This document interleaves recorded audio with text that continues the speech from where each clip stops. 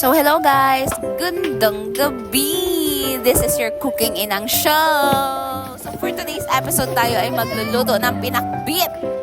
Samahan niyo ako! Let's go! So yes, sinimulan na natin igisa ang sibuyas, bawang at sinamahan na din natin ito ng kamatis. So hanggang sa maging ganyan yung texture niya bago natin ilagay yung manok.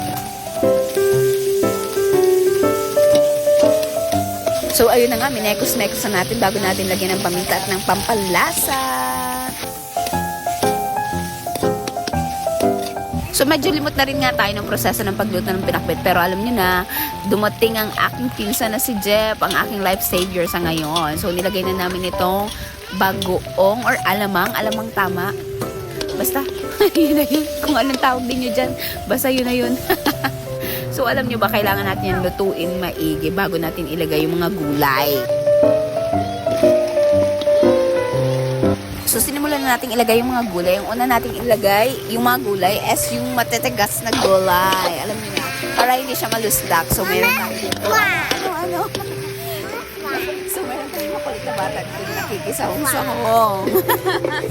So, tinakpan na nga natin para lumambot yung gulay. At nilagyan na rin natin ito ng oyster sauce.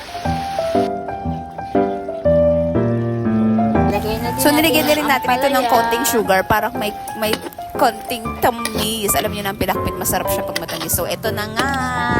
Luto na siya. So, anong ibig sabihin nito? Kakain na!